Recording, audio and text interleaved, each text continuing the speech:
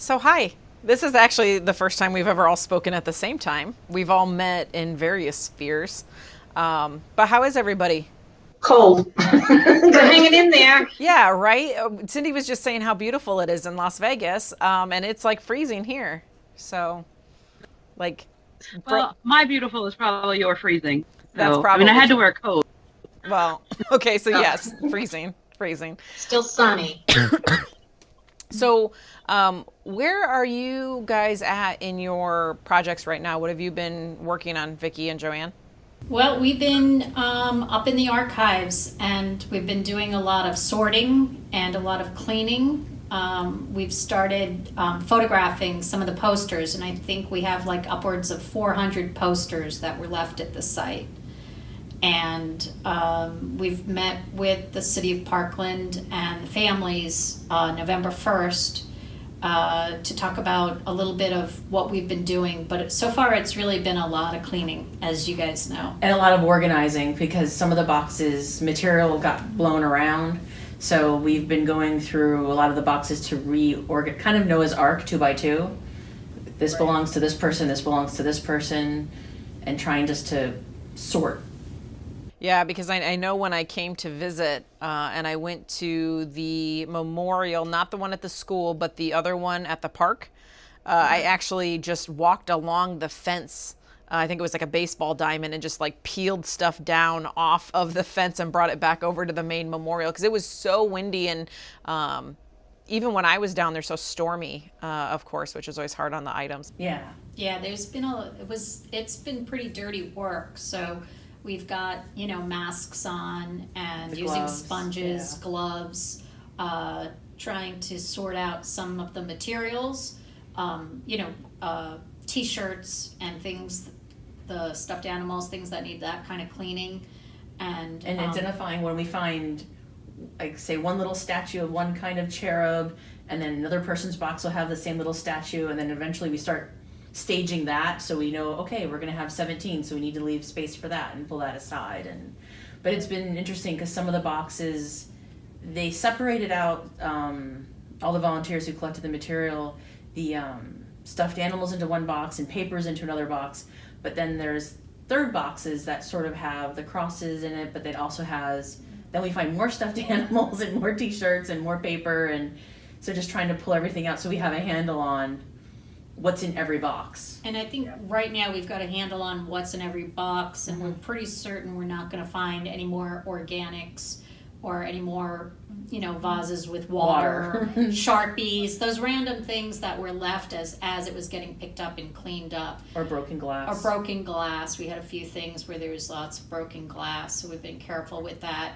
So we've pretty much been also starting to focus on some of the candles and a lot of the things that have names on them specific to individuals. Started a folder for each individual to sort. Maybe there were a lot of personal letters left because it was, these kids were in the same school with the teachers in the same school with students who knew them. So it was really some random, like a lot of sister sites. We have stuff from Pulse survivors in Las Vegas and Boston. People who left things specific from those sites.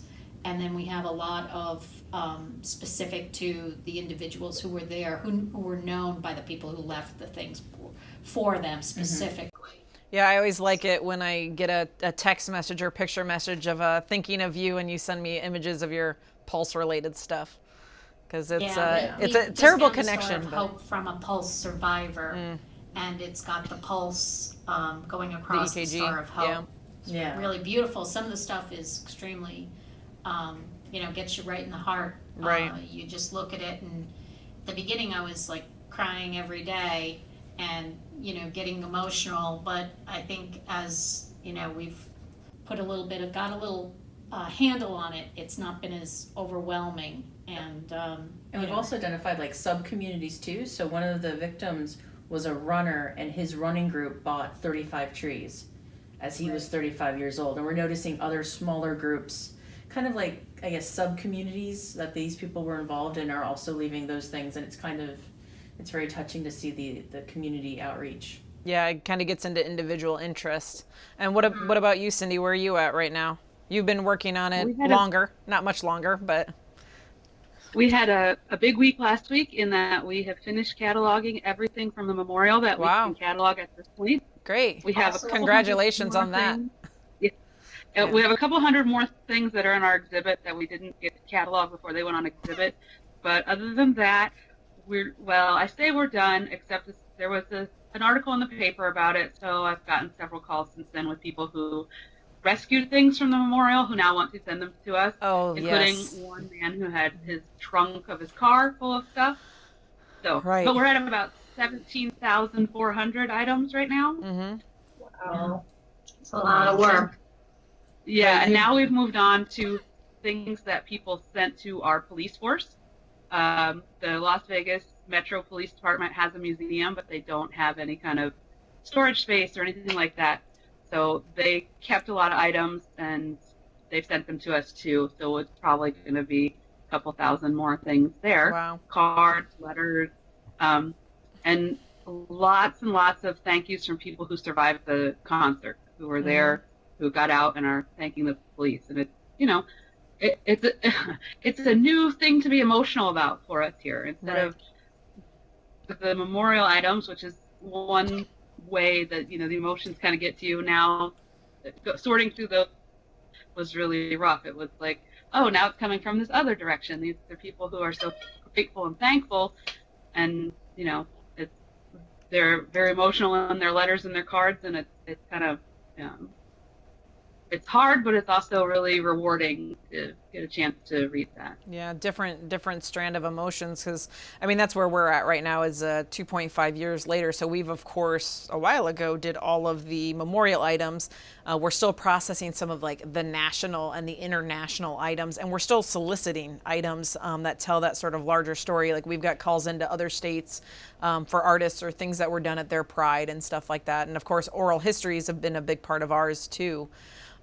So we happened June 12, 2016.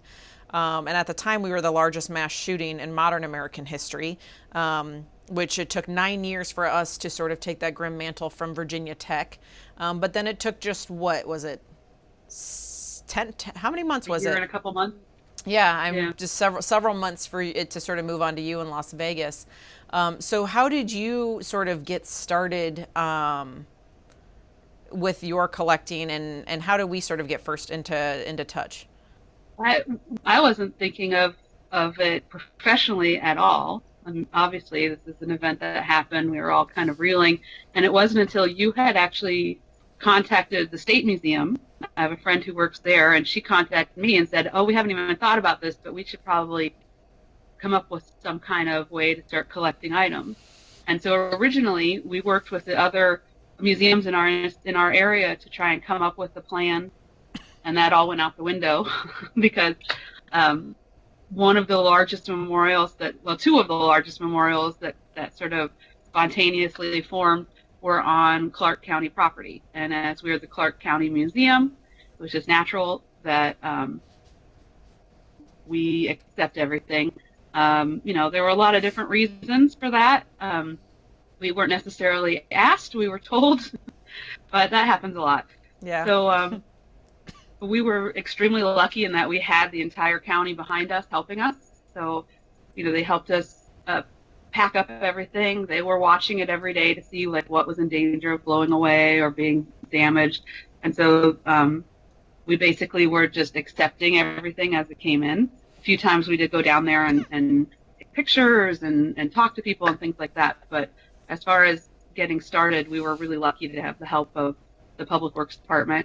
And then we just started sorting everything once they got here. And they started taking things down about twice a week the entire time the memorial was up. And then when the memorial came down in November, everything just came out. The last of it all came out at once. Yeah. So that was nice, too, that we had time to start sorting and figure out what we were going to get and how we were going to be able to organize it. Right. Because I know originally, when it happened, my thinking was sort of, I've already got this base of knowledge. It's not going to fit your guys' situation exactly. But the least I can do is try to share it since I have it. And so I had reached out to the State Museum because I knew they were there, and figured it's the biggest museum, maybe they would lead the charge. And it's one of those things where when one of these things happen, you don't necessarily know the museum that's responsible for that collecting area.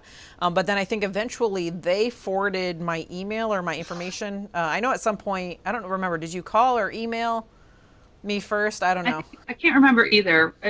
I may have emailed you just to say, this is what's going on, but Yeah. it definitely was like not even 2 weeks later where I called Yeah. you and basically just ran things by you, asked for advice, vented and complained. Yeah, that was, I think, one of the bigger things I think I found with everybody is that sometimes it's just being a little bit mad or upset about how things are going and being able to sort of vent to each other. It's not even about advice necessarily. I remember my favorite thing that you have said is don't be mad, but one thing that helps me get through the day is, I think you said, remembering how much worse you had it than we did. Because you, of course, you didn't have a drop of rain when your memorials were out, whereas it rained for us every single day. So is it like similar as our situations where they were really different too? And then I remember when Parkland happened, Cindy, I had reached out trying to figure out again what institution was going to be dealing with this. And I had actually reached out to Fort Lauderdale initially, but then eventually actually through a reporter who I had met through Cindy from, I think, California, he actually connected the dots and figured out that the Parkland Historical was a thing. And so I had reached out to the Parkland Historical and was sort of waiting to hear back if they wanted help. And Cindy called me and said, that's in Florida, do you want to talk to them? Should I reach out? And so trying to figure out like who's going to contact and how we can reach out. And so Joanne and Vicki, how did you guys eventually come to be involved? All three of my kids attended Stoneman Douglas, and City Hall is right across the street from me and in Parkland, and my next door neighbor's daughter was one of the victims, Carmen Shentrup. So we were completely devastated and was not thinking at all about the memorials until I saw in the paper that the Parkland Historical Society were planning on picking up at some point the materials before we held our marches, because the city of Parkland, like other places all around the country and DC, had the March for Our Lives going on March 24th. And we were actually planning buses, and I went up to the march myself with my daughter. And so we were not thinking at all in terms of collecting, but I did see that I reached out to Jeff Schwartz, current president of the Parkland Historical Society. I'm also a member, but it's a very tiny, we don't have much history was how we put it here. We've only been around since the late 60s in Parkland. So I reached out to them. I attended the open meeting, and we discussed the timing of when it should be done. And then all of a sudden we had tourists, people who were from out of town, attempting to take stuff from the site, and they were caught stealing mementos from the site. And immediately we just wanted to secure the location because the kids were going back to school. And while the memorial was really important to the students and the staff at the school, and I think they would have liked it to stay up longer, we really didn't want anybody approaching the school who shouldn't be there. And there were just too many people coming by, and we had the full support of the city and the school to remove the materials, ASAP. So we had a ton of volunteers, 2 different sites. One was the Pine Trails Recreation Park, where the initial vigil took place when the school and the surrounding areas, streets were roped off for the investigation. And then we had, after the investigation, the tape was taken down to keep people away. The second site at the school popped up. So we had a ton of PTAs, moms and neighbors, the MSD alumni all came out. picked up everything, and I immediately had called Vicki when we had the gun safety rally. It was just 3 days after the shooting, and we had a gun safety rally in Fort Lauderdale. And, all the kids were there. They all had posters. Everybody was fired up, but it was before the announcement of the march. We didn't really know what to do. And I just told the kids, to hold on to their posters. And I texted Vicki quickly and I said, will we take these posters for these kids, and I jumped in and immediately said yes, because we had already collected for the Women's March, and we collected locally for the Women's March, and so we'd already had the support of our dean for collecting material. And when she said, oh, will you take these posters, I said, yeah, it'd be nice to start curating a call for, because the movement is really important for the March for Our Lives. I said, this is definitely our local community. There's over 500 alumni that are from the Parkland area that are part of the Owls. So we wanted to make sure that we were collecting locally. And then Joanne said to me, what about if we offered to store the MSD collection here? And I said, the Parkland Memorial Collection? I said, yeah, let's get the support of our dean, and I'm pretty sure we can make room. And so, that was our big concern, was room.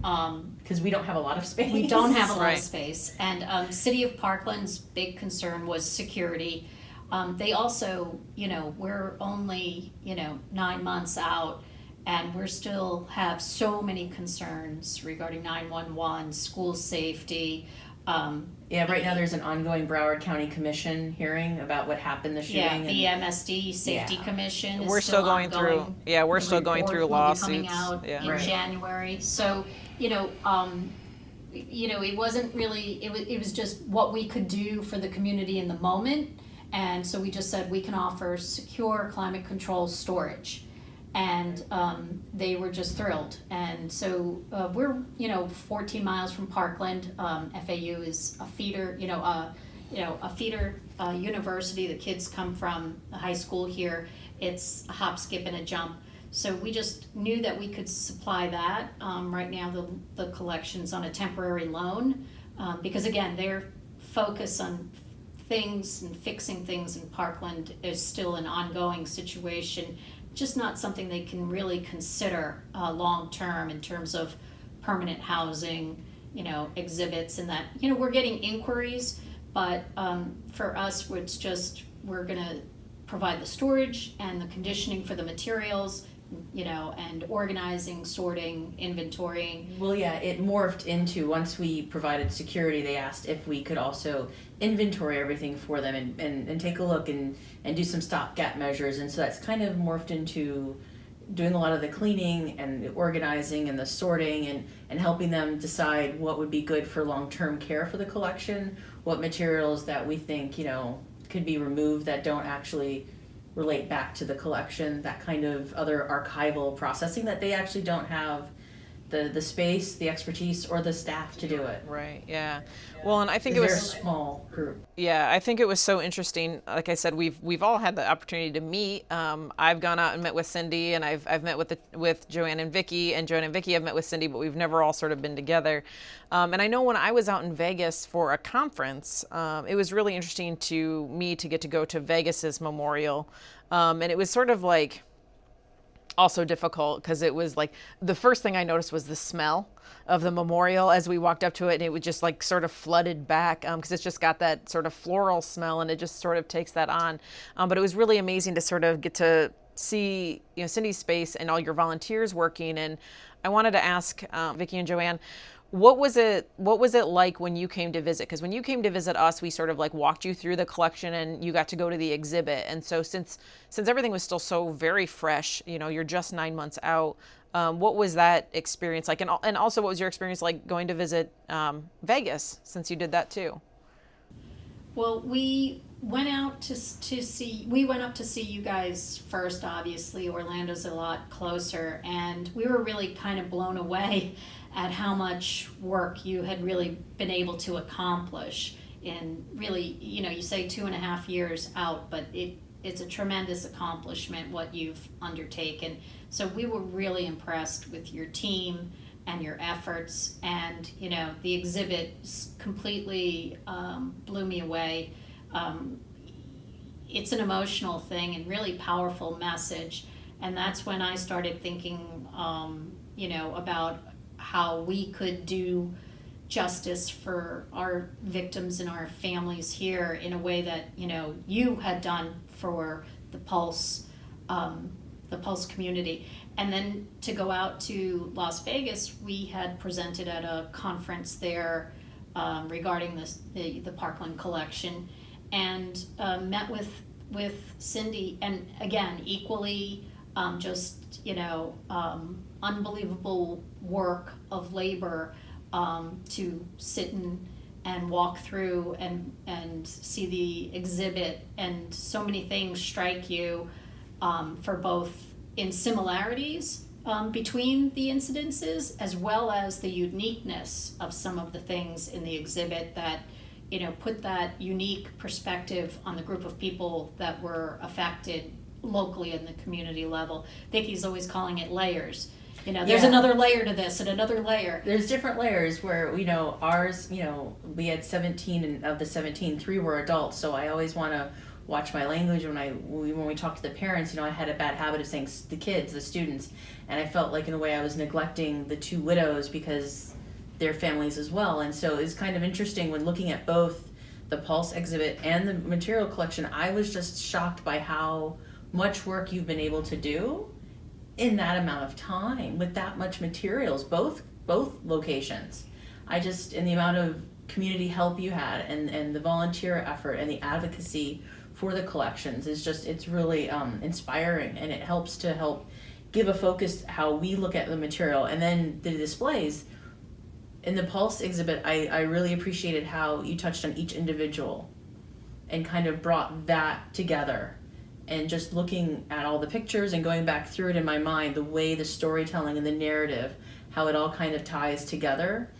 And then looking at Vegas too, it's the same thing. You have the same sort of storytelling there too, because they were all there for a concert. Like, we couldn't figure out all the camouflage and orange, and we were looking around, and I'm thinking of the Pulse, what was in Pulse with, LGBTQ colors are so vibrant, and there's such a vibrancy and just an excitement when you're there with it. And then we're looking at, Vegas. I remember I was talking to Cindy, I said, there's a giant boxing glove, like, what is that? And then you turn around, I'm like, because they had predominantly, adults there too, and it's Vegas. And you remember Sin it's City, Vegas. right? There's liquor bottles, and I kind of was like, cigarette packs, and there's and the marijuana thing, and we were like, the cowboy whoa. boots. We had and, some of that too. Yeah. And then you have the things, I remember walking through Cindy's exhibit and saying, "Oh, rosaries," and I'm thinking we didn't see any rosaries in our collection, and then. And sure enough, we get back and there's tons of rosaries, and you start to think like, so you see those similarities and those common themes, obviously spiritual, religious themes. Right. Then you see sports themes, because we had, a cross-country coach, track 2 coaches, and so when we start to see the sports themes, I remember some of the boxing gloves, and then the Stars of Hope. Yeah. The letters from children, the rocks, because you'd warned us about the rocks. You said there's more rocks. I said, no, we don't have that many rocks. They're like, no, you haven't gone through enough boxes. There will be more rocks. We've got rocks. Yeah. So it's been, it was really helpful also to see how the exhibits were put together, and with such care and with such great love. And I remember getting on the plane coming home from Las Vegas, and I watched Cindy's TED Talk. Oh. And so now it's Cindy. It's amazing. And You're a celebrity I go now, around Cindy. And now I talk to people, because you wonder about that, and you get asked, like, why are you saving all this kind of material? Yeah, it's a this common is question. Almost and it's not just that you want to memorialize the victims and remember and never forget the terrible tragedy, but when you look at the actual content, the phrase that Cindy used, and now I'm using it, sorry, I'm going to steal it, Cindy, is evidence of love. Because, when you read the letters, when you see the personal effects of you see evidence of love. The community came out, and the community showed their love. And, humans are strange like that, right? You're going to leave maybe something that's personal to you, but there are all those commonalities, whether it's stars or angels or butterflies, that you start to see over and over again. And Well, it was interesting because we talked about when we were at Pulse, Pulse has a community. You have the LGBT community, you have the larger community, you have the Orlando community. But when we were in Vegas, we were like, well, what was the community like? And Cindy said to us, well, Vegas didn't know they had a community. Yeah. I was like, okay, that's a different layer there again. Right. yeah. Yeah. So, one thing we've been working on collectively and we'll be continuing to work on is this sort of rapid response guide, right? So we started drafting this and we're going to be continuing to ask for you all to weigh in with case studies and things. But I guess I'd ask then for sort of your final thoughts on why that's important, or, maybe what it meant to you to have us, or to have each of us sort of reach out together and sort of try to help. And the types of things, final thoughts on like the types of things that really we're going to have to put in this guide going forward to help other museums. Well, yeah, I just want to say one thing. The thing that we went out to Las Vegas to present on was about, the guide we hope you'll never need. And that's why it makes it so important, because you really want to be the last tragedy. And then you see suddenly Pittsburgh, Thousand Oaks, and you know that there are people out there who are completely devastated and don't even know where to begin. So we do have a meeting coming up with one of the trustees from the board of the Tree of Life from Pittsburgh coming next week. Yeah. And we hope to give those people just the sense that I don't know how to express it, but that they're not alone. That we don't want this community of practice, but it's an important community of practice to help practitioners with. And also that there may be, something more powerful when all of these incidences are hooked together, and that you realize you're actually forming a community of practice. It can be, a powerful thing for maybe ending or stopping these incidences. Right. Yeah, and we sent a big excerpt from the working guide to both Pittsburgh and now Thousand Oaks, and we've been working with those two. Cindy, what do you think about all of that? Well, to me, you have years of education and experience to do your job, but this is something that's different than you've ever had to come up against. And I think when I contacted you, I had specific questions about specific things, but what I got out of our conversation the most was more general, like, yes, you're headed in the right direction, or yes, we've faced the same things you have, and this is how we, dealt with it, and that might work for you. I think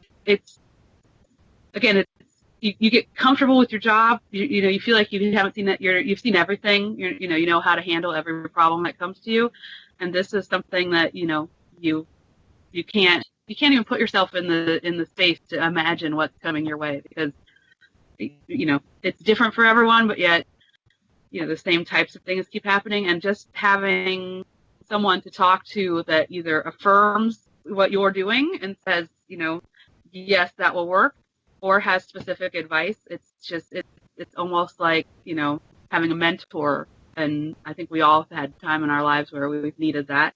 And this is a perfect example of that. So having an actual, book where you'll be able to open it up, look through, and find the situations that most are identical to yours it would be so helpful. As almost, you can't even say how helpful it will be, because again, things like my education and background is in collections management, but I threw out so many of the hard and fast collections management rules during this project, and that was really hard for me. And sometimes I still second guess myself. But hearing that other people had to do the same thing, or how they worked their way around it, it made me feel better about my decisions, and one less thing for me to worry about, I guess. And I would just say, for me, it was a great source of comfort knowing that there were other professionals out there working with this, and we did have a network. There is a weird thread that now ties all of us together, and you kind of wish we didn't have that thread in the first place, but it's there and it's important. But for me, it definitely was a source of comfort to know, okay, this is what they did, and this is where I'm taking this idea from, and it helped navigate those waters, because yeah, we're not prepared for this. You know, Rare Book Librarianship doesn't talk about candles. Yeah. Well, and like I said, I'm so happy that you guys are going to be working with that trustee from Pittsburgh, especially as a trustee and not just a museum staffer, right? Or a university staffer, the types of people who are getting thrown into this work, but somebody who's got a different view on it, right? Because working with a city government or a county government is different than, and talking to a board of trustees and is different than talking to staff. So it's good that other entities are reaching out, and we're all just trying to help as best we can, right? So, okay, guys, well, we'll touch base. We should do this again, and Yeah, have a definitely. good rest of the week, okay? Thanks, you too.